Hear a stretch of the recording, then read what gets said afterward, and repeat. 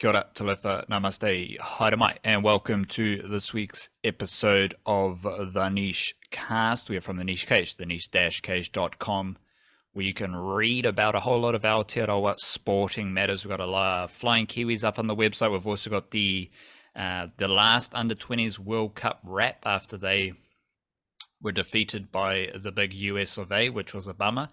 Felt more disappointed in losing to USA than Argentina, as per. But you can read all about that on our website, theniche-cage.com. Also got a Warriors versus Dolphins preview. Also got the Battle of Aotearoa.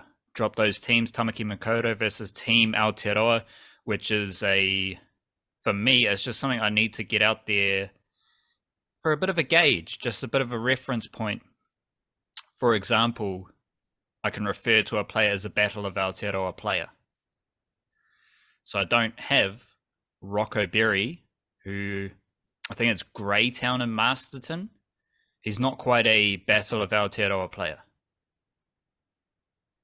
But Bailey Simonson, he's starting centre. And obviously you've got all the big dogs, you've got some development players, guys like Whittamu Greg, Will Warbrick, Connolly Lemuelu, they're all there. It's just a fun alternative to State of Origin, obviously tapping into the Kiwi NRL vibe. So you can read about that. You can read about the forecasted Black Caps World Cup squad. There's lots of stuff you can read about for Aotearoa sports lovers on our website, theniche-cage.com. Also, earlier in the week, we recorded our Patreon podcast. And speaking of Black Caps World Cup stuff, we talk about Black Caps every week on the Patreon podcast. We always chat through some key ideas from the weekend sporting action. And on that Patreon podcast, I did bring up some Warriors versus Broncos stuff. And I did check the match replay on YouTube. And a lot of that stuff was fair. Like the Broncos did condense their defensive line. And we talked through this on Tuesday about how the Broncos did some things to stifle the Warriors' attack. And it kind of worked, but it also... that's where a lot of positivity for myself came in with the Warriors, with just how they were still able to score points. They were still able to overlap them. They were still able to score tries and make meters through the middle and execute their plan. So as we'll touch on for the Warriors versus Dolphins, there is a lot to take forward, but those are the type of ideas we do discuss on our Patreon podcast. So big up the Patreon whānau for supporting the Niche Case directly. It is the best way to support us straight up the guts. You support the website, you support the podcast, you support the email newsletter as well via Patreon. Patreon.com/our niche cage. Big up the Patreon whānau, and tomorrow is Friday, which means we'll be sending out our email newsletter via Substack, thenichecage.substack.com. For myself, Friday, it's always a big team list deep dive for rugby league matters. We've got New South Wales Cup, we got Queensland Cup, we got under-21s in New South Wales and Queensland. Lots of Kiwi NRL matters to explore. What are you going to do for your email tomorrow? Well, I do have some under-20s notes that I didn't fit into my last roundup that are more like looking back on the tournament as a whole, who played the most games and most minutes for the Kiwi side and stuff like that. Might have to mention this Ty Webster to Otago Nuggets development in the NBL, particularly because, I mean, a lot of teams are doing work at the moment and adding players and building up their squads and whatnot. These mid-season transfers really changing the landscape. And I think, I suspect there might be a few more where this came from as well, particularly from maybe some of those Tall Blacks dudes who have finished their professional seasons and want to get some reps in leading into the World Cup as well. As I think that's probably a main selling point for Ty Webster, and I wonder if there might be others who might be thinking in a similar fashion. NBL player market resembles more the NRL player market than the NBA yeah, player free market. for all. Yeah, the NBA there's a window, there's this state, there's these rules and regulations. NRL, oh, we want to do a swap deal, let's figure it out. Oh, we want to sign this guy, he's under contract, who cares? Like there's not many rules and regulations. What contract? Yeah, for the NRL player market. And I mean, dudes are making moves in the NBL, the New Zealand NBL, freely, which is all good. Like we want to see a Ty Webster pop into a good Otago Nuggets team, so that will be fun. And we'll discuss NBL basketball coming up on the podcast. That will be on the email newsletter tomorrow. thenichecase.substack.com. You can check all of that out. The website, theniche-case.com. Join the Patreon whānau. Sign up to the email newsletter. Check out our mahi on Twitter, Instagram, and YouTube podcast channels as well. Let's get a bit of mindfulness. Yeah, went with the bro Shakespeare for this one. This is a quote from Hamlet, probably his most famous play, and it is spoken by character Polonius, who is not the most he is not the most sympathetic, but he did give at least one good bit of advice to the bad guy in the play, who I don't think followed it. But he said, "Give every man thy ear, but few thy voice. Take each man's censure, but reserve thy judgment." Translation: give everyone the time of day. Give everyone a little bit of respect, but you don't need to. What's the term? You don't need to, like, you can give them the respect, but you don't need to put a whole lot of weight into what they're saying or what they're thinking. But you can give them the time and space to be themselves. Yeah, the first part is definitely easily translated, like the "give every man their ear but few their voice" is easily translated as the like you got two ears and one mouth kind of thing. You listen to what they have to say, but don't feel like you have to add to the conversation every time kind of thing. And then the other bit is just like, yeah, you get criticized, cop it on the chin. Don't feel like you have to lash out. Don't feel like you have to become a critic because other people are criticizing.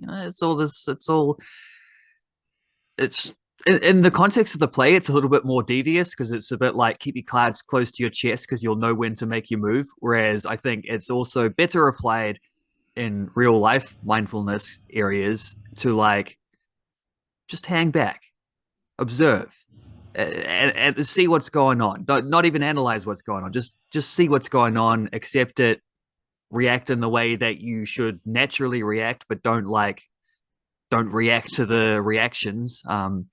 That kind of stuff. Keep it chill.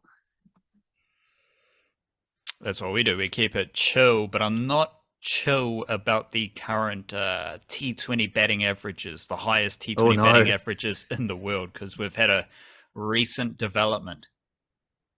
Shout out, big up, big talofas to Sami Sahel, Malawi international cricketer, because he currently has the highest T20 batting average in the world ever.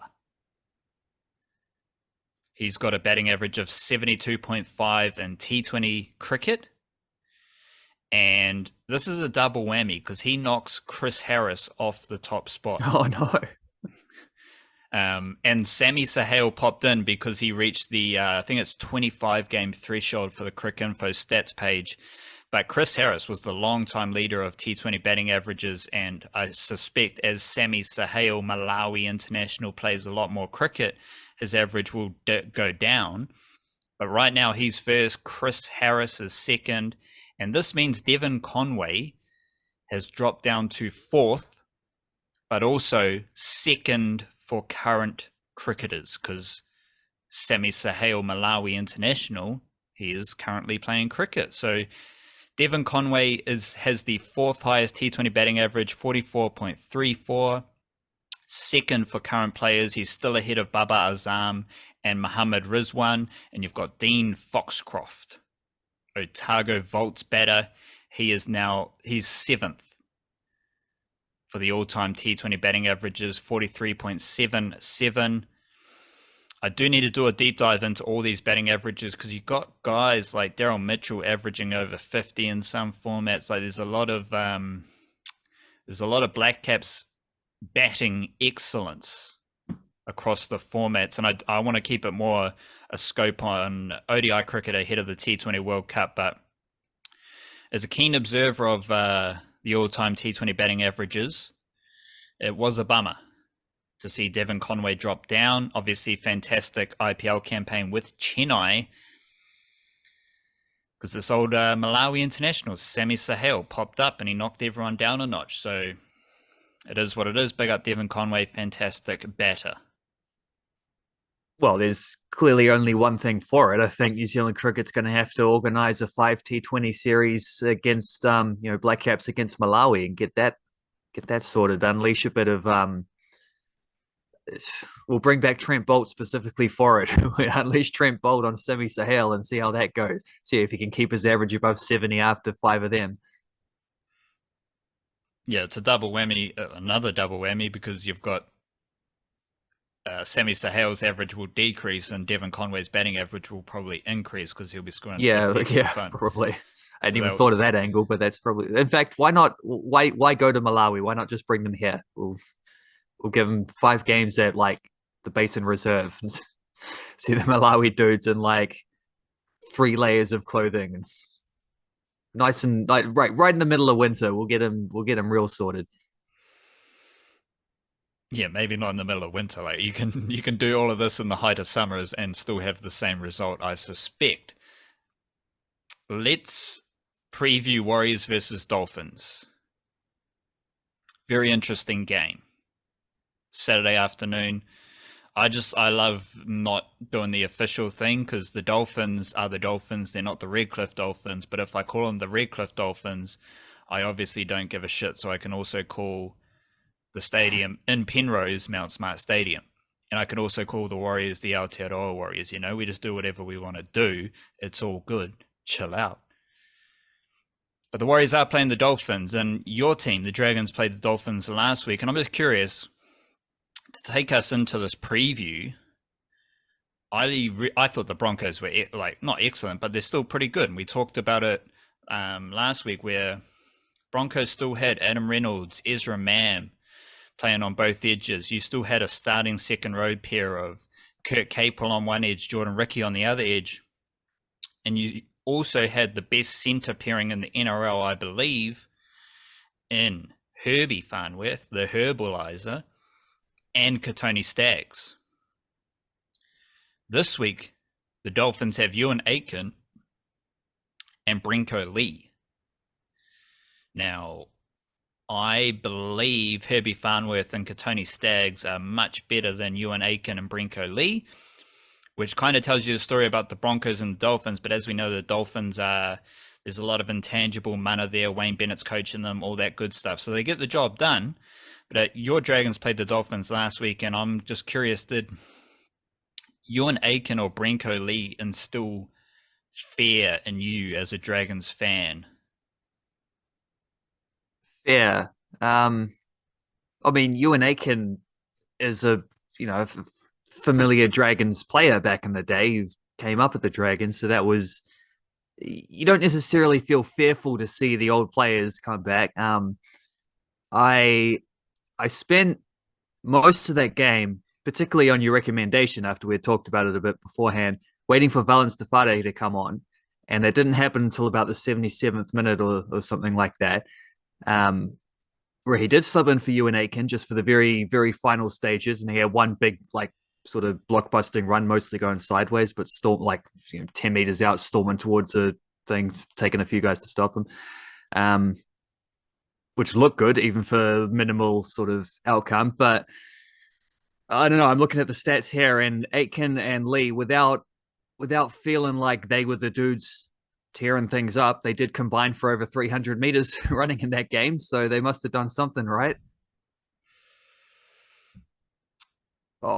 34 combined runs as well. So that's some decent yardage. That might tell you more about the Dragons than Ewan Aitken and Brenko Lee. Probably, yeah.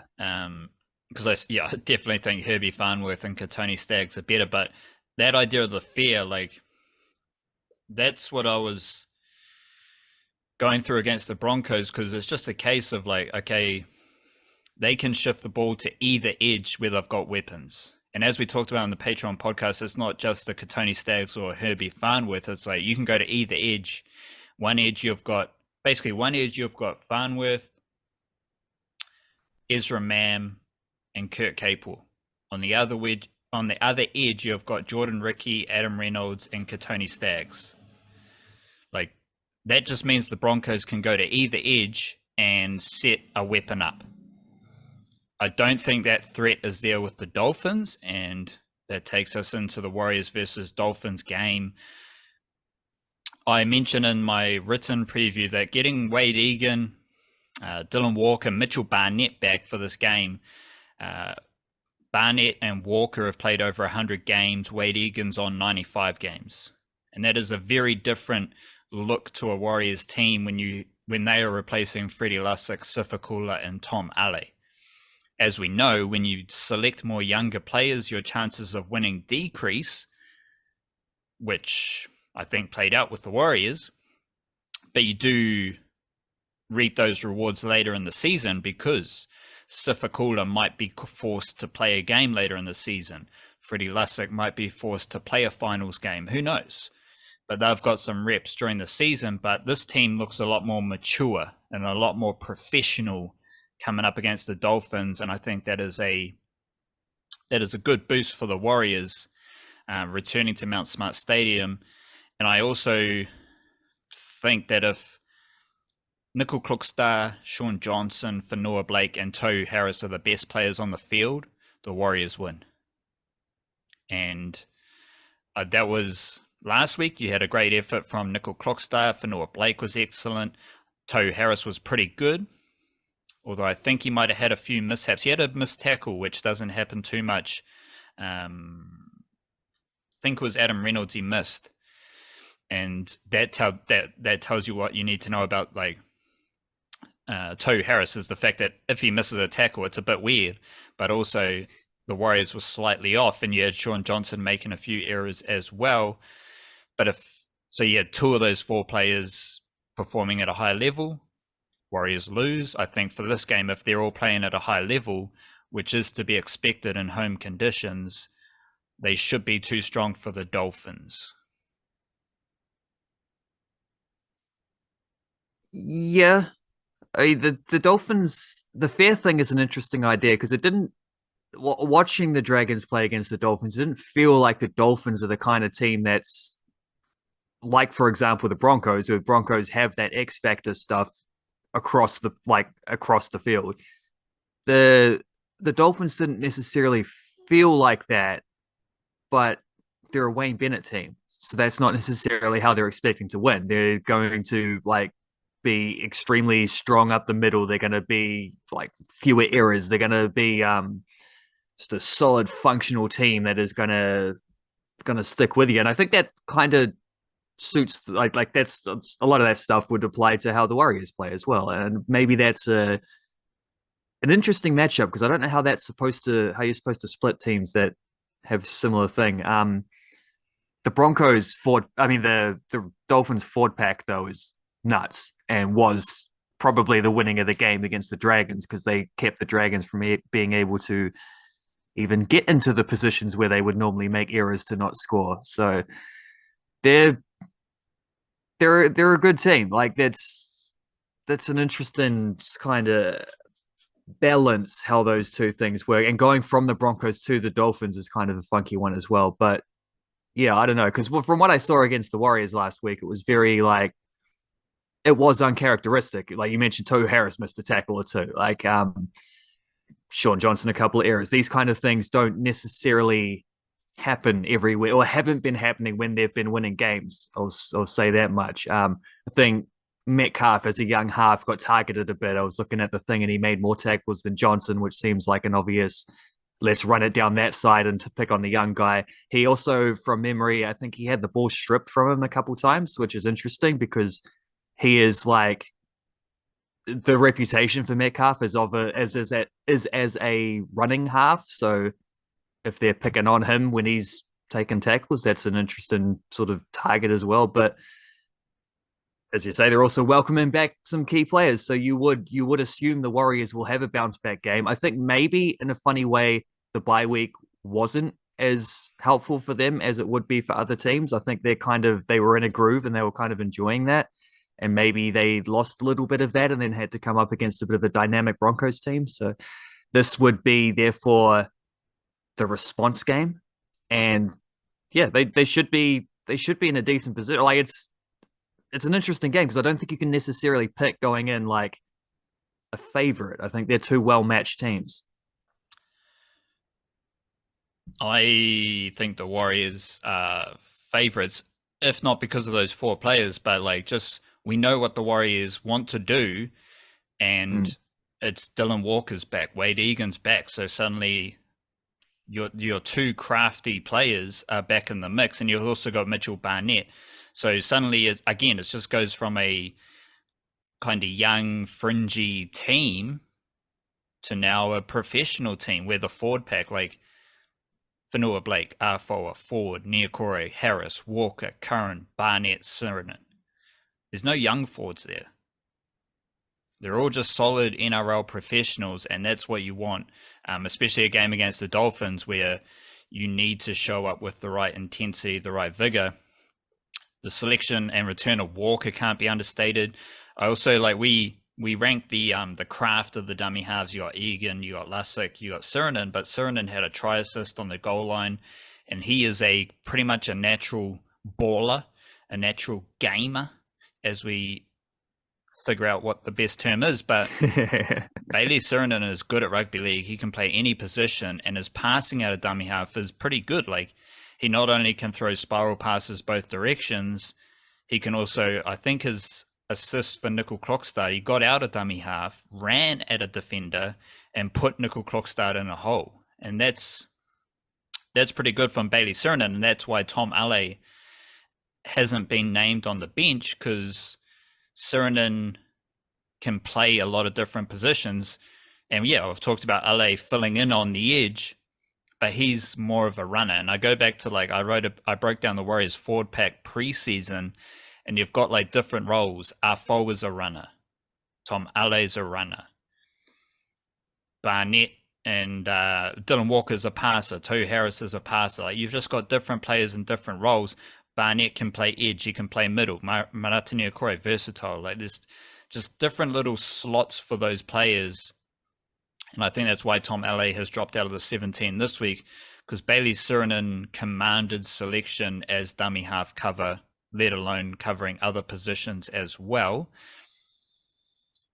Even though I was talking about the centres, Herbie Farnworth, Katoni Staggs, do want to shout out Rocco Berry and even Adam Pompey, despite his little brain fart at the end of the game. Because Rocco Berry and Adam Pompey are pretty good. And this is I've got to try visualize this one.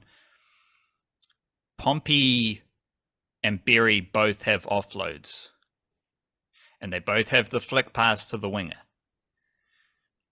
So like I was saying with the Broncos, being able to go to both edges where you've got two playmakers, you've got a playmaker on either edge, you've got weapons on either edge. The Warriors have Rocco Berry with his right arm offload, Adam Pompey with his left arm offload, which means you can go to both those centers, and both of them want to get on the outside of their center. Both of them want to offload to the winger.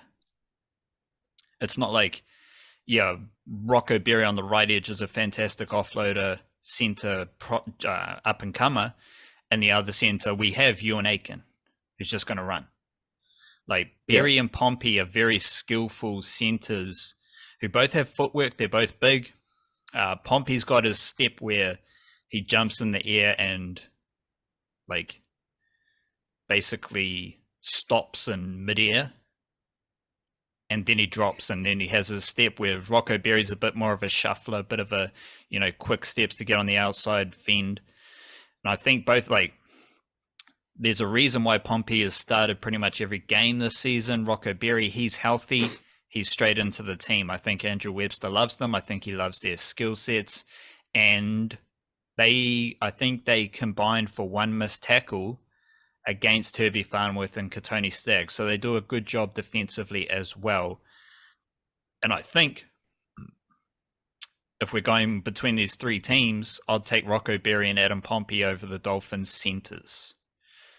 I'll take the Broncos centers over the Warriors centers, but then I'll take the Warriors centers over the Dolphins centers. All of them are better than Zach Lomax and the Dragons centers.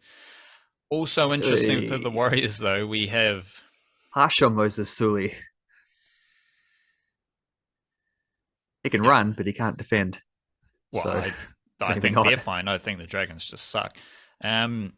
Yeah, center's The actually one of the Dragons' better positions, to be fair. well, if you play them on the right edge and get them firing up. Fair The point. How are you feeling about old Jason Rolls? Just like nah, Bolt. Yeah, and then this morning there was a thing about the St. George Bank has been their sponsor for 40 years, and they've literally got the same name as the team. So it's like it's a perfect alignment. And they're like, no, we're gonna end this sponsorship deal. So I think Yeah, there's a lot of there's yeah, no one wants to be friends with the Dragons at the moment. I've just consumed so much. Like I like to just learn and take in information, and multiple Aussie journalists were like, "Yeah, Jason Rolls, he's going to the Dragons. He's like, it's expect an announcement in a couple of weeks, next minute." Nah, Bolt, later, Bolt. Yeah. We do have something interesting happening for the Warriors New South Wales Cup team. Etuati Fukufuka has been named on the bench, and he is a dummy half. He's been playing for the Warriors SG Ball team. He also might have played a couple of games for the Point Chevalier Pirates and Fox Premiership. So he transitioned from SG Ball. Then he played a few games against men in Auckland, and now he's named on the bench for the Warriors New South Wales Cup team. Obviously, Paul Roach must be injured because Kailani Going is named as starting hooker, and then they've gone into their depth to give Fuka an opportunity. And he is, I couldn't find any rugby league history for him. So he was a halfback for St. Peter's first 15. He made a few representative teams. He was playing, like, made a few Auckland squads. I think it was like a New Zealand Rugby Union under 18 Barbarians team. And he was starting hooker for the Warriors SG Ball, scored a bunch of tries, chip and chase, powerful runner. And he's got just a straight up triple threat as a dummy half skill set. He's like, if you think about rugby union halfbacks, what do? They pass the ball. You got to be able to throw 15-meter spiral passes in both directions. I think he can pass, so he's got that. He's a good passer. His tries in SG Ball were pretty powerful running as well, so he's a good runner. And he's a good kicker. He kicks goals, but that's not what a good kicker does. He had a chip and chase. He can get out of, like, halfback in union, you need to be able to do the box kick. You need to be able to kick accurately. You need to know when to kick. And I think Fuka has that skill set. So he's got, for a young dummy half prospect, he's got a triple whammy. Good passer, good runner, good kicker. That's all you want. And he joins Salumila Leka Halasima. They are the two players from SG Ball who are named in New South Wales Cup this week. We've also had Jacob Laban and Tanner Stowers Smith play Warriors SG Ball. And I need to deliver this nugget as well. Leka Halasima, still apparently at Southern Cross campus, still at school, he played 80 minutes of New South Wales Cup last week. It was a loss to the Panthers. It probably wasn't his best outing, but it was his first 80-minute game of the season. No biggie. Like, there's a dude still at school playing 80 minutes in New South Wales Cup. That seems ridiculous, and he seems really good, like I've said plenty of times. So just tracking him. But this is the first game we'll see of Etuati Fukufuka. Probably going to come on, play dummy half, and it'll just be interesting to see how he handles the physicality. But seeing what Sifakula, Zion my Halasima, what those type of dudes have done with the New South Wales Cup physicality, shouldn't be any issues for Fukufuka. And Halasima doing that against the Panthers, you said, who, from memory, didn't they win like 3 different grades last year? Like they're not just the best NRL team, they're also probably the best of junior system, I suppose is the phrase for it as well. Just winning stuff in general. Yeah, and it's a junior system with a lot of, well, not a lot, but a couple of notable players from Aotearoa, which is Of course, of course. the classic NRL myth of junior pipelines and catchment areas. Panthers do have the best, but they also are very good at selecting youngsters from Aotearoa. Just a couple of bit of miscellaneous bits and bobs from around the NRL. Keanu Kinney is named to make his second game of his career. Named at fullback though, and that's his favoured position. He is dominating at fullback for Burleigh in Queensland Cup, which is impressive for him because he's a smaller, lively young chap, but he gets a start on at fullback for the Titans, so watch out for him. Keanu Kinney, Northcote Junior at fullback for the Titans, and Junior Ponga, he is named on the wing for the Sydney Roosters. He has also been dominating in New South Wales Cup. Glenora Junior, former junior warrior, went to Queensland. He was playing reserve grade there. Then he moved to the Tigers, made a couple of NRL appearances. Then he moved to the Roosters, and he has been an absolute beast on the wing for the Roosters. Unfortunately, he takes the place of Jackson Paulo Northcote Jr., but it's good to see Junior Ponga get an opportunity on the wing. And one other thing, I did see that Melino Finianganofu, he is a centre for the Western Clydesdales, which is like west of Brisbane. I think it's Toowoomba, but a Toowoomba action for you.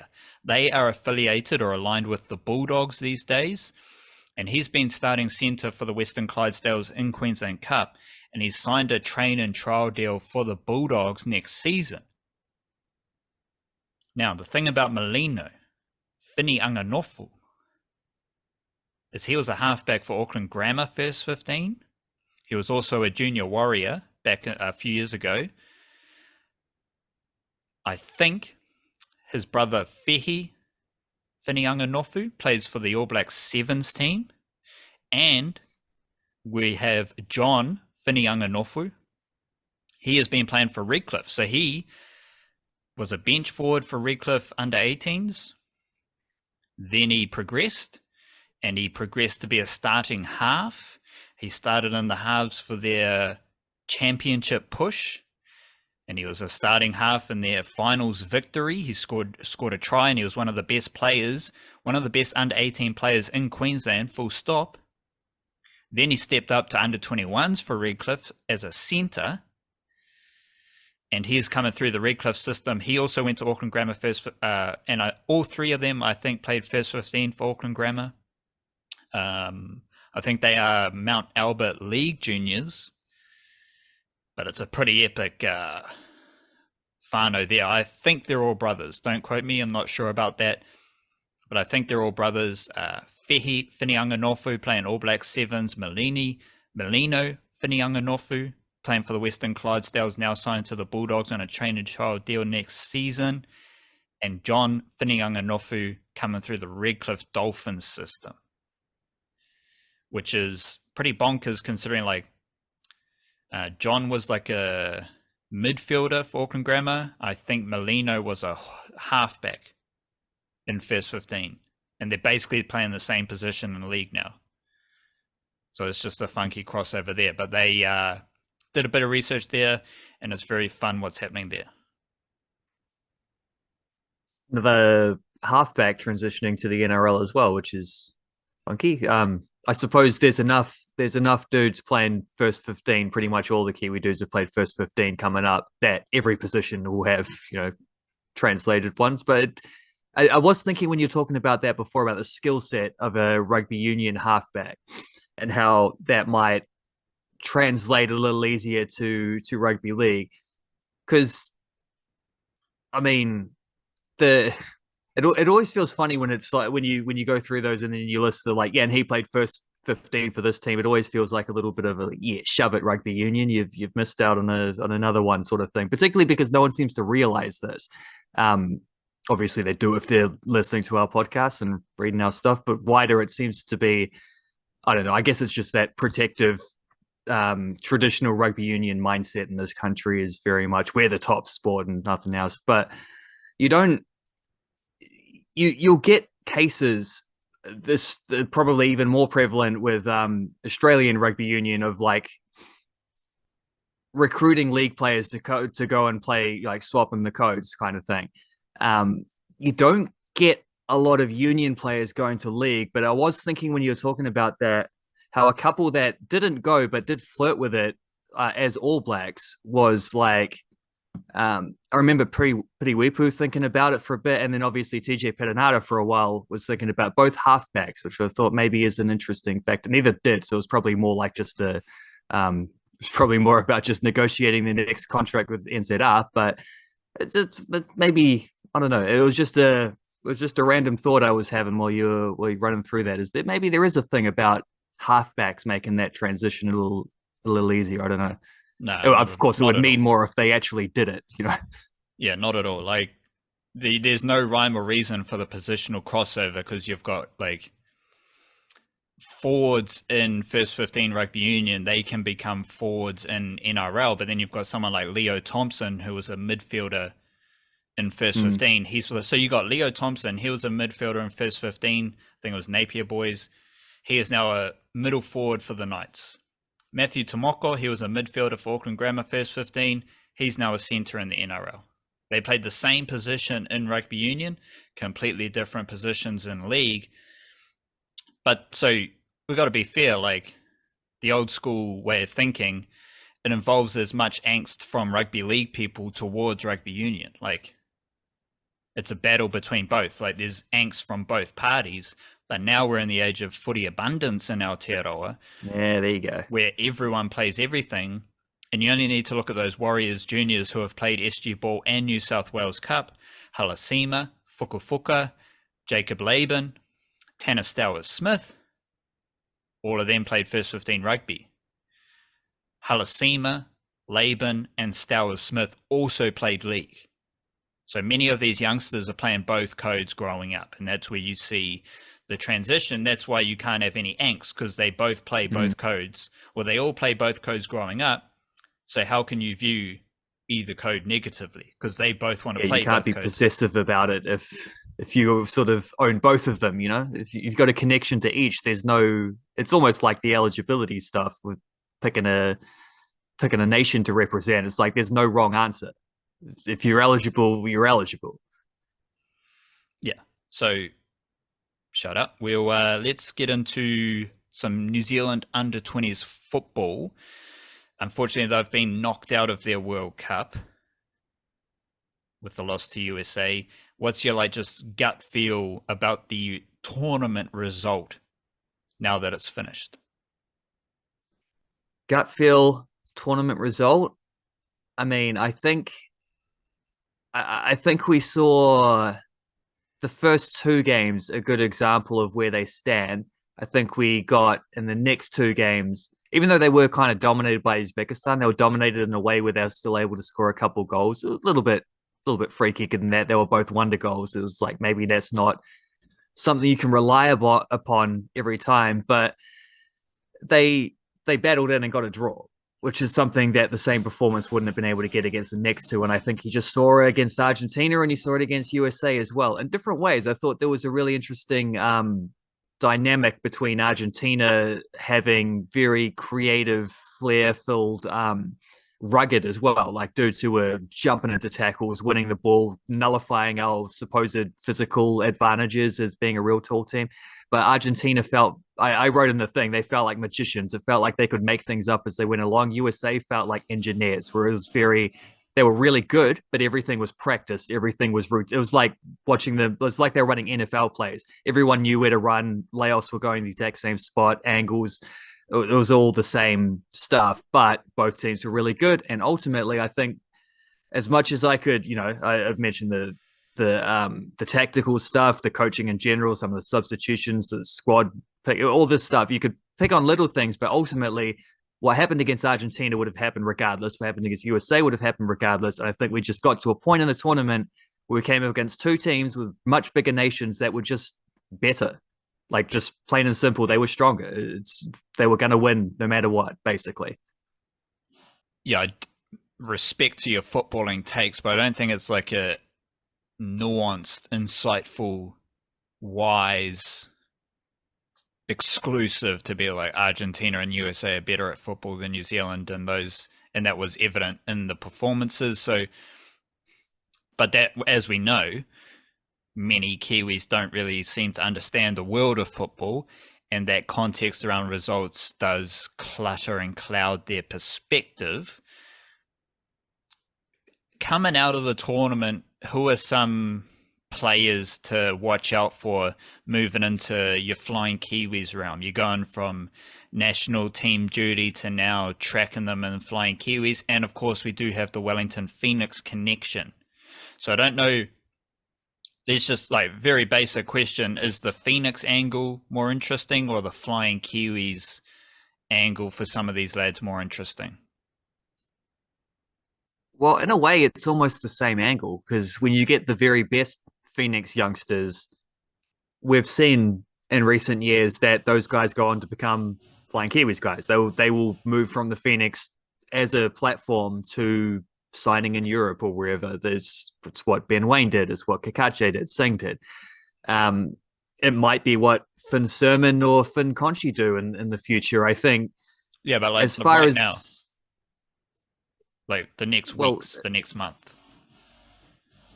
okay, well, if we're just keeping it in the very very short term, then as opposed like because it's the same thing. They filter towards the same spot, Yeah. but fair play. You got to get a year or two in at the Phoenix before you can Yeah. make that move. So if we keep it in the short term, the Phoenix don't they're in their off season, whereas the European transfer window opens at the end of July. And no, start of July, very end of June.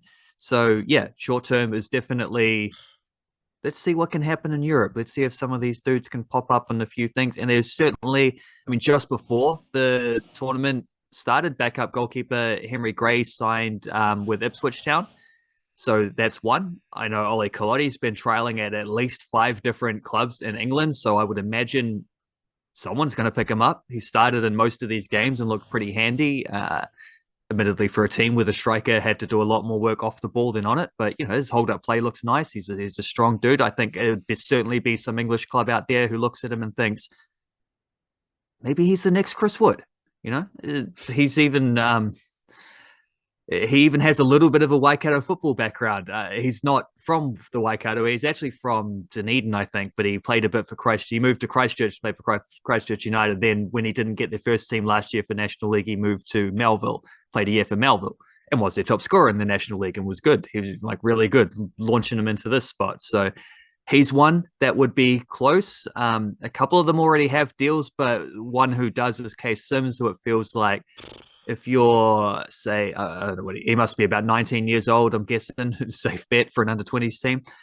If you're 19 years old and you've already had a year starting in senior professional football, even if it's in the Swedish third tier, it's not the same, but he's got that, and he's also has done little, I hesitate to say trials. I think it's more like work experience kind of whatever, but that's good. It's good networking, as they might say. He's trained with Leicester City, who used to be a Premier League club until a week ago, not anymore, but it is a former Chris Wood club as well. He trained with so there's a Kiwi connection there, which seems to matter because a couple of the clubs that Colotti has trialed at, I know, have had solid Kiwi connections in the past. Ipswich Town is another one who has had a few Kiwis in the past. So some of these clubs seem to one New Zealander, you go back for more kind of thing. It seems to be a little bit of a pattern there. So that's cool. Sims, as I say, he's trained with Leicester City, trained with Nottingham Forest just after Chris Wood turned up. So that was cool. I think Coventry was the other one. And then Lillestrøm in Norway, who was one of the top teams in Norway. So he's got his name out there even before a pretty solid under-20 World Cup. A little bit at fault for the first goal America scored, but other than that, pretty strong throughout that tournament. He's one who it feels like he's already got a pro deal, but he might well be moving on to the next step of a bigger club at some point. It could even be as soon as this could be as soon as this next transfer window. It might be next year or something. Who knows? But I think Noah Karuna was another one who I had heard some whispers that maybe he was going to try. He's a Phoenix guy, but maybe he'd try his luck in Europe after the under-20 World Cup. So there's definitely a few of these guys where many of them already have made that move before the under-20 World Cup, probably I don't know, maybe a third of the squad. And then there's others who were hoping to join them off the back of the under-20 World Cup. And I think on top of that, you've also got a good example would be, I mean, Finn Conchi is a good example of this, where this is back to the Phoenix, but it feels like the rumor was they wanted to sign an academy player to fill out their midfield, and he was excellent at this tournament. He was the best midfielder, surely front and center for that competition now, and looking to push on for a senior first team. Finn Sermon feels like he's moved up the depth chart with a couple of Phoenix defenders leaving, and Tim Payne seemingly looking like he's going to be a right back again. So that pushes Sermon into more prominence, and he's probably at a spot where he's ready for that. And then Jay Herdman at the Vancouver Whitecaps, where he does play regularly for their reserve team. He scores the same goals for that reserve team as he scores for the under 20s, shots from outside the box, whipping them in, curling top corner, slamming them in the bottom corner. He did it for the under 22s against China not long ago as well. He's got to be close to pushing for a debut for the MLS team there as well. I can't think, maybe it doesn't happen this season, maybe it happens next year, but definitely off the back of a strong under 20 World Cup, I got to imagine he's pushing closer to that as well. So there's like the triple prong thing. There's the Wellington Phoenix stuff. There's the can you cite what the Wellington Phoenix is the same as the other one. So let's call it a four pronged thing. Is the Phoenix guys competing for first team spots. There's the guys who are already professional who might be looking to kick on with those clubs or go move to bigger clubs. There's the guys who are looking to get onto the professional scene. Then there's guys like Herdman who it's like you're at a club. Can you crack the first team? Can you build up through that situation that you're already in, kind of thing? Quick exercise. If you were the All Whites coach or selector, I could be. There isn't one at the moment. Oh, here we go. And the mission is to select one development player based on the needs of the All White squad, to select one player from the under 20s World Cup to come into All Whites camp to kind of fast track their development for the specific need that the All Whites have. Who is that player and how do they fill that need for the All Whites?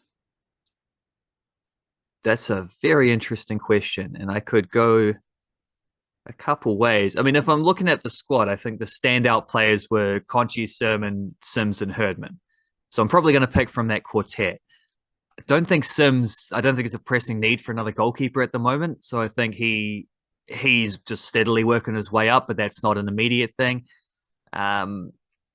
Conchi, same deal with the midfield. I think we've got some good midfielders at the moment, and that's not necessarily a problem area. So it'd be Herdman or Sermon, and I could go either way. Might lean on Sermon because I think Herdman is the kind of guy who's probably most likely to get that in reality, because he's the kind of young attacker you can chuck on and he might score from outside the box.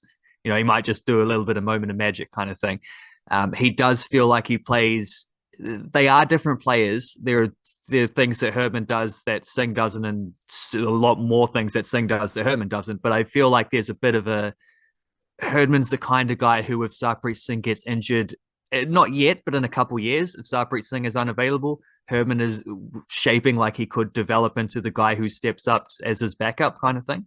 But I think maybe the pressing need, it's not that we don't have good defenders at the All Whites. I think it's that they don't have enough young defenders at the All Whites. There's a lot of like Boxall is over 30, Tommy Smith is 34 or 35, Winston Reed's just retired, Tuiloma's prime of his career. That's cool. But and Nando Peinecker is a young left-footed defender, which is pretty handy because Sermon is a right-footed defender.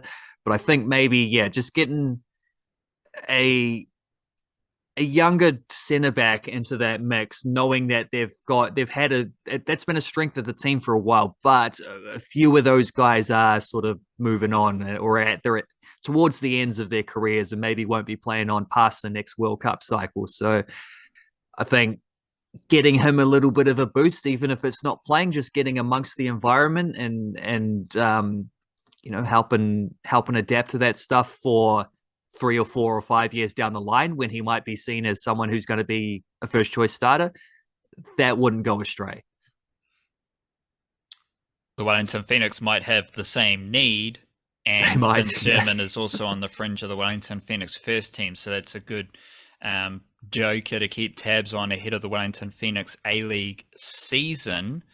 Just quickly here, we do have a UFC fight coming up this weekend for Kai Kara France. He is fighting Amir Albazi in a flyweight bout, and I'm pretty interested in what happens here for Kai Kara France because he is coming off a loss against Brandon Moreno, who is fantastic, and this will be a tricky little battle for Kai Kara France, coming up against Amir Albazi, because Albazi does dabble in a bit of the old takedown arts, and he is a very efficient, effective striker. Like, just doing the stats preview, and obviously don't know too much about Amir Albazi, but he doesn't throw as many punches or strikes as Kai Kara France, but he also doesn't get hit as often as Kai Kara France, and he is a more active grappler. He's more willing to take down his opponent, but Kai Kara France has better takedown defense. So it's basically, as is usually the case, the city kickboxing recipe of world-class striking and adequate grappling defense coming up against another UFC fight, because we've seen it a lot, whether it's Adesanya, whether it's Brad Riddell, whether it's Carlos Ulberg, whether it's Dan Hooker, like all those dudes, it's generally the same city kickboxing premise, and they either do it against like fellow elite world-class strikers, or they do it against more grapply fighters. Amir Albazi is one of these fighters where his grappling and striking seems to be on the same level. And speaking of levels, Kai Kara France has elevated himself to the highest levels of the flyweight division, but when he gets there, he hasn't quite got over the hump. And this is a very interesting matchup coming up against Amir Albazi, because Albazi's got 4 wins in a row, and he is trying to make his case to be in the upper echelons of the flyweight division. Kai Kara France has kind of been living in that upper echelon without winning the championship. So if he wants to really win a championship and be the biggest Donnie in the flyweight division, this is a fight he needs to win. I'm just curious how that looks, because we know city kickboxing hasn't been as dominant in recent years as they had been kind of early in the pandemic, 2019-ish. And I'm curious how that looks for Kai Kara France coming into this fight. I believe we do have a Dan Hooker fight coming up. Carlos Ulberg had a good win in the last few weeks, or last month, with Adesanya's win over Alex Pereira as well. So this is, I think Kai Kara France is the second best city kickboxing UFC fighter behind Adesanya. He is the only other fighter staying at the top of his division. Like, Dan Hooker has been among the best 15, best 10 fighters for a long time, but he hasn't reached the heights of Kai Kara France consistently. And so when you're dealing with the second best city kickboxing fighter coming up against a bloke who seems to want to be charging towards a championship bout, fascinating matchup for Kai Kara France. And that's a UFC fight night, so that should probably be on the old ESPN channel on Sunday. Don't think it'll be a pay-per-view, so that will be good for Kiwi 1-ounce fans.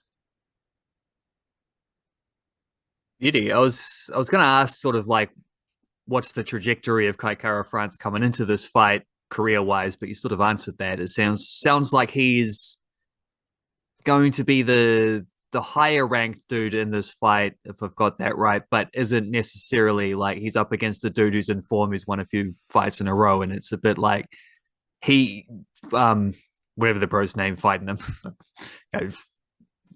whatever his name is, but it sounds like he's probably looking at Kai Kara France as a little bit of what, like, one of them gatekeeper type things. Like, he beats him and then he's into, like, you know, leapfrogging into that realm that Kai Kara France is trying to hang on to / slightly move up in, kind of thing. Is that an accurate representation of what you're saying? Have they got that sort of, following Polonius's advice earlier, have I been listening well enough? Yeah, you've been listening to me well enough, but I don't know anything about Albazi, so I Yeah, can't, okay. I Well, can't, I couldn't remember his name, so yeah, like I can't guarantee that my intuition about him is correct because I haven't seen him fight or anything like that. The good thing for Kai Kara France is when like he has shown many times that if you want to grapple with him, he can withstand your grappling, stay patient, escape, stand you up, knock you down. So that's his route to victory. And that's the city kickboxing route to victory. Like, is your defensive grappling good enough to handle the attacking grappling of your opponent? So, with that in mind, it's a quintessential city kickboxing matchup.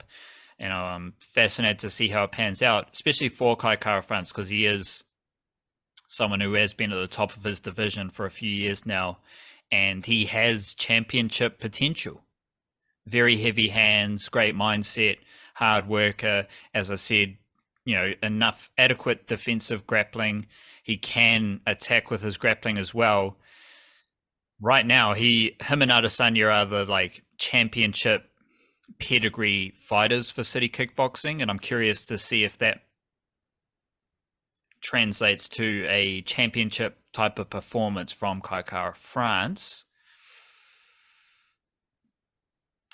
Did you mention it earlier in the show? Or was it the pre-match show with old Webster joining the Otago Nuggets? I think I mentioned it both times. Did say I was going to write about it in the email, so Yeah, there you go. there you go. We've got Ty Webster, tall black, long-time professional hooper. He is now joining the Otago Nuggets, who are third on the NBL ladder, 7-2. They are one of three teams with 7 wins this season. Tuatara second, 7-3. Rams are first, 7-3. Obviously, points differential makes a difference there. And of course, we've got the Franklin Bulls. They are 6-3 and fourth. Do you see Webster making a notable difference for the Otago Nuggets, who this weekend, first, is Webster going to be playing this weekend for the Otago Nuggets? I don't know. It often takes a week or two for the guys after they get announced, but this was one that had been rumored for a little while. I saw it mentioned in the Otago Daily Times a couple weeks ago. So it's not necessarily something that has come out of the blue. And I think, because Ty Webster plays for the Perth Wildcats, apparently I think the Perth Wildcats and Otago Nuggets have the same ownership somehow. So there's like a connection there where it was an obvious if he was going to play for an NBL team, well, there's the easy one right there is that translation. So maybe he'll be good to go straight away. It sometimes takes a week or two of warm-ups. We want to get a couple training sessions in. So I don't know. Some of those, it's been different with each dude with these mid-season signings. The good thing for that to take place is the Otago Nuggets don't play till Monday. They're playing against Southland, Battle of the Southern Derby. So they play on Monday, so that would have been announced yesterday, Wednesday. So you've got, a couple of days. This morning, I think, but yeah. Yeah, so you got a couple of days to, if it was already in the works, he might be available to play for the Otago Nuggets. How would you assess the difference he could make to that Otago Nuggets team? Is he kind of replacing someone, or is he just adding quality to their roster? I think he'll have to be replacing someone, but I'm assuming you knock someone off the end of the roster and then you just get to the second point of he's just adding quality, I would imagine. And if you look at that Nuggets team, like the two ideas that spring to mind on this is, first of all, they're getting an import caliber point guard, which is massive. Like you add that in, but also look at how the Nuggets have been playing, and there's a lot of they've been a real defensive team. They've been the best defensive team out there. Sam Timmons doing some good work as a big man in the middle sort of thing. And now you add in a guy who is athletic enough at this level to where the defense shouldn't be a problem for him. So that'll be fine.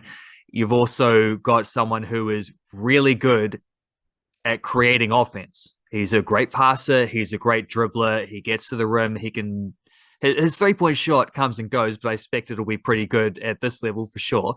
Um, and that's a nice recipe. There's a lot of dudes around him that are gonna very much enjoy playing with a guy like Ty Webster, and this is coming off the back of the Nuggets. They won 7 in a row, then they lost 2 games. You lost their last couple. They lost to the Tuatara and they lost to the Hawks. So they're losing to pretty good teams. Particularly the Hawks seem to be a team that's swinging it back around a little bit. Um, it's not a bad response, is it? To be like we were 7-0, we lost 2 games. Now we're just going to go sign a starter tall black leading into a World Cup here. Probably could only get better if you signed another Webster to join Yeah, Webster. Then you've got two. Maybe they will. Maybe you've they got will. two Websters and you've got two Tall Blacks guards to call upon. Just quickly, like I did bring this up in our preparation. Do you have any other like intriguing kind of wing players in the NBL right now?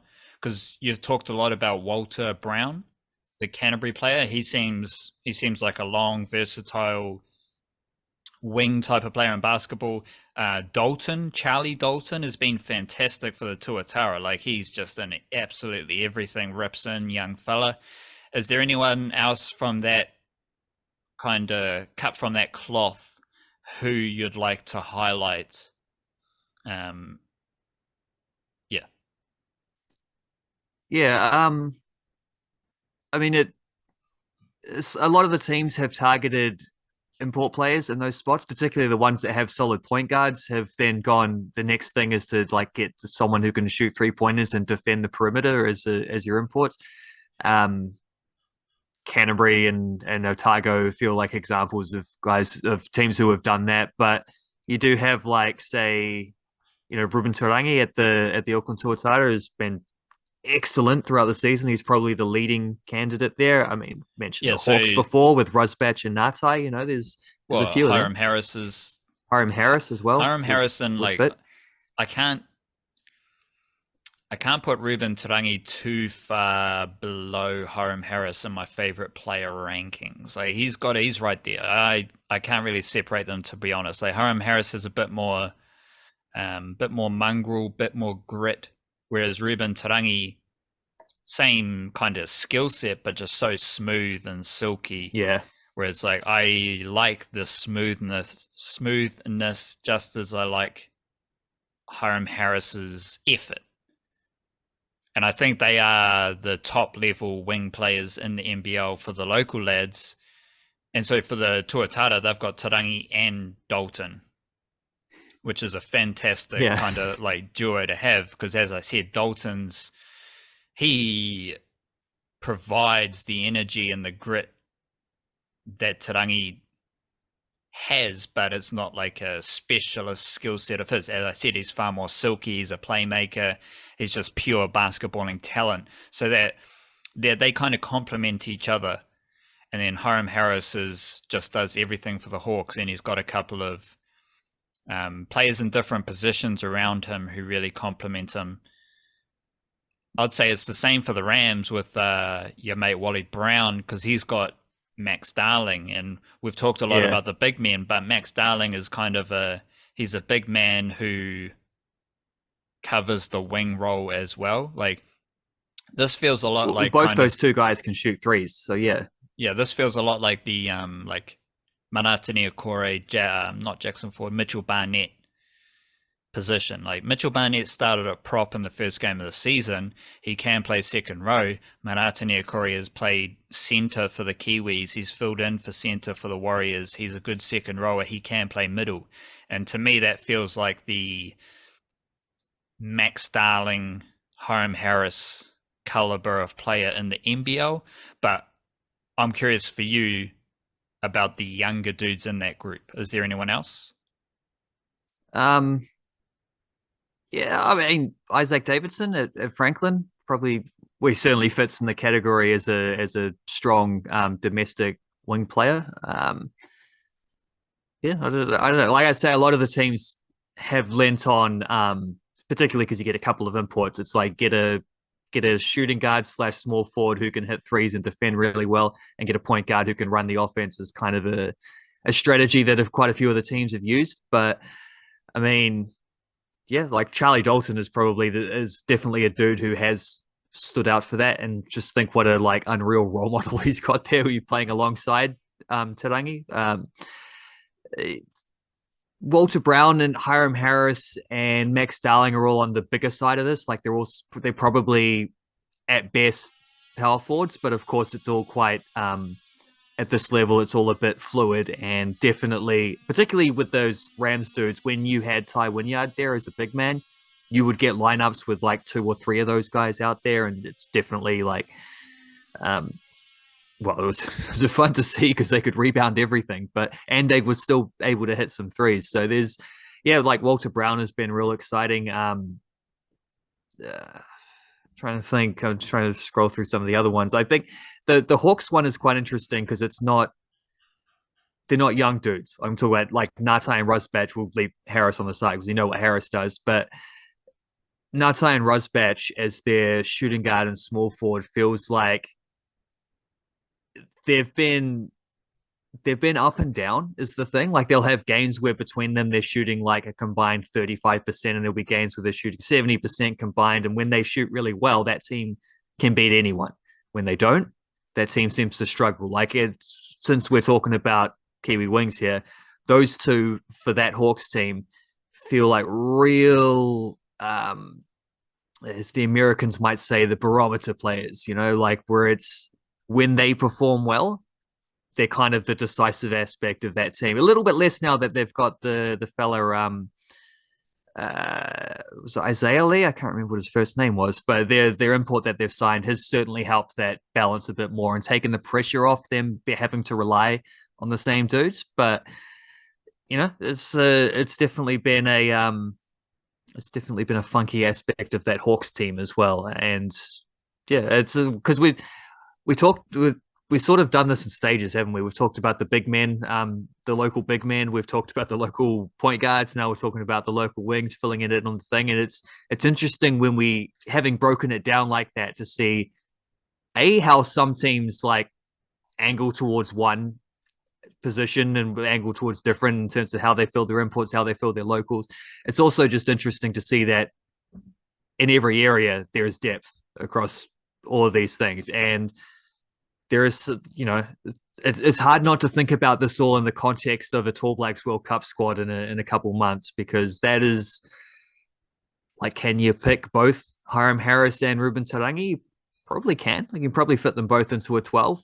Say that's like Ty Webster will be there, Corey Webster will be there. He's not in the NBL at the moment, but maybe. You've got bloody like speaking of, like a Finn Delaney to come back from playing overseas, like I don't know if he'll pop up in the NBL before it's over, but there's a possibility because of the ending of the seasons. It's I don't know. There's a tough job there because we've looked at all these different positions and there's Kiwi depth throughout it, and there's not just Kiwi depth like up and comers. There's the established guys. There's the elite players who are all contending for this Tall Black stuff. There's Kiwi basketball's in a nice spot when we look at it from these angles. As far as this weekend's games go, we've got 2 games for the Wellington Saints. They play the Nelson Giants and the Taranaki Airs. Both of them are further down the ladder. And then we've got a game between the Rams and the Hawks. Conveniently, these games involve 2 teams who are kind of trying to rise up the NBL ladder. You've got the Saints playing 2 games. Will we have Isaiah Liafa back in the Saints? I think so, but I'm not sure on that. I think he's missed 2 games for his sort of like he had some big pressing whatever personal things he was doing anyway. But yeah, so you might have him back. I think so. I think he's back. I think so.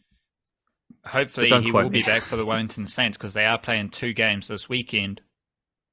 And then you've got the Rams versus Hawks matchup Do you have any thoughts on these games specifically? Two games for the Saints and then a top four battle for the Hawks coming up against a very good Rams team. What are you going to be watching for in those encounters? Yeah, well, the Hawks are coming off a really good weekend in which they beat Otago away and then backed it up a night later, putting well, added that up wrong, but it beat I was going to say putting 20 past Southland. They just won by 19 points, but close enough. That's the Southern doubleheader there. Won both of them, gets them right back in the mix because that's the difference between they were 3-6, now they're 5-6, and if they win this weekend against the other South Island, another South Island team, there is also Nelson, of course, but they're playing away to the Rams. Tough game, difficult mix up. Maybe the Rams are a little bit vulnerable though in the post Ty Wynyard days, and the Hawks seem to have figured out something. They're coming back around. The addition of Ira Lee is his first name, Ira Lee.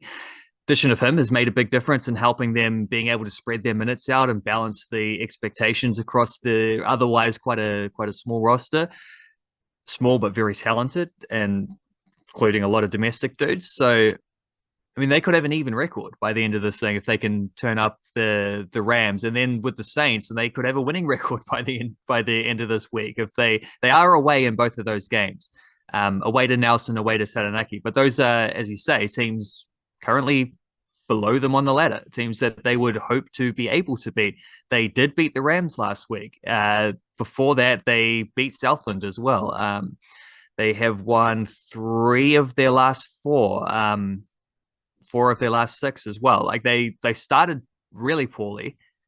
They brought in Azalea for a bit earlier than they were expecting to, and then he had to go away, but he did come in, help them a lot. I think Tom Vodanovic is starting to find a little bit of his touch as well. They're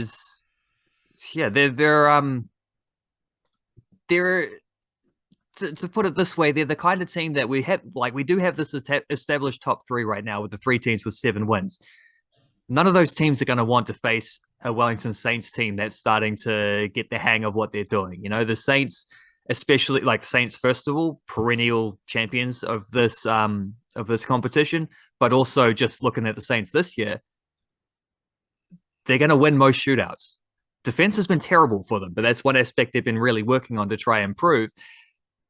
As far as scoring goes, that's not been a drama at any point. So if they do start to be able to contain teams, they're going to be able to outscore them most weeks. That's a dangerous team, and they may have started slowly, but it's not necessarily how you start, is it? It's how you finish. And I think both the Hawks are a little bit like we saw them start well, and then they faded, and now they seem to be coming back. It's sort of need to see a bit more from them to believe that they won't fade and come back and have these ups and downs throughout. Like we got to see the consistency from that side. Wellington Saints, it feels like maybe they've turned a little bit of a corner there, and they have addressed a few things with their roster. And if Leafa is back, I think that takes them to another level, considering they just won a couple without him, and then you inject him back into the team. That's a team that could go from being struggling outside the 6, things looking desperate, to being title contenders once again a lot quicker than people may be anticipating. Just quickly to finish, let's build out a Tall Blacks World Cup squad. So you mentioned 12 players would be named. We've mentioned Hiram Harris, Ruben Tarangi, and Webster brothers. So that is 4 players. Just drop some names, I'll jot it down, and then we'll see if we're up to 12. Well, Isaac Fotu for sure. Yanni Wetzel, Finn Delaney, Tom Abercrombie, get that veteran presence. Where else would we go from there? So that's Leafa might be on the fringes. I'm not sure if he would make the squad or not, but he would be at least contending. I think someone like Sam Wardenberg's a good shout. Flynn Cameron probably should be there for positionally as well. I want to say Stephen Adams. I don't think we'll get away with that, but Rob Lowe will be there. Can you pick another big man on top of Fotu and Lowe? Maybe. I'm not sure who it would be. I don't know. What's that up to? You've got 11, not including Liafa. Okay, well, we might as well chuck Liafa in there as well then and call that 12. But that's off the top of the head, and I'm sure I've missed someone really obvious that should otherwise be there. Oh, you know what? I have Shaili. Shaili's going to have to take Liafa's spot because they're the same player, but Ili's better. So you've got Hiram Harris, Ruben Tarangi, Corey Webster, Ty Webster, Isaac Fotu, not Dan Fotu, Isaac Fotu, Yanni Wetzel, Finn Delaney, Tom Abercrombie, Sam Wardenberg, Flynn Cameron, Rob Lowe, Shea Ili. Yeah. And again, I'm sure there's still someone else I've missed. Just trying to figure this out spontaneously. But you know what? Even if there is, it's a pretty bloody good team, that. Imagine if you could have had Steven Adams. Alas. What's your top 5 like Tall Blacks fantasy lineup? Steven Adams, Hiram Harris, Ruben Tarangi, Webster Bros. Nah, Shea Ili would have to start. Shea Ili, Corey Webster. And I'd probably want either Wetzel or Delaney in there as well. Probably ahead of Harris. Harris will have to be the bench dynamic option. Might even have both of them actually. I'm not sure. You might. You probably want to start with Tarangi because he's such a defensive master. You want to set a tone early on, and of course it is a 12-man roster. It's not a 5-man game. It's not a 1-man game. You got to 1 through 12. All got to contribute. Well, these trying to important whip things. up an all-star 5, like your favorite 5. Yeah, well, that's we've done that. Then that's Ili, yeah. Corey Webster, Finn Delaney. No, oh, yeah, no. Unfortunately, to Tarangi, I'll put Delaney in there with Wetzel and Adams, or Foto and Adams. Actually, go that way. I'm going Isaiah Moriahu'u Liafa, Corey Webster, Hiram Harris, Ruben Tarangi, Steven Adams. Which is quite a different team and also equally as exciting. That's pretty cool. This is probably the most difficult squad that's been picked. I mean, I think there are you can make arguments that other Tall Blacks World Cup squads haven't really been to the Olympics for a while, but you can make arguments that other squads maybe were a bit more top heavy. That's one of those things that's hard to gauge in the moment during players' careers, though. It's a bit more like looking back, you can get an idea on that. But I don't think there's ever been one where the competition for like spots 10 through 12 is as fierce as this. I think the depth is more extreme than ever before. Extreme depth in all Kiwi sports, really, like rugby league, pretty much football, everything's popping off. And that's the niche cast for this week. Big up yourself, kia kaha, stay beautiful, cha-cha.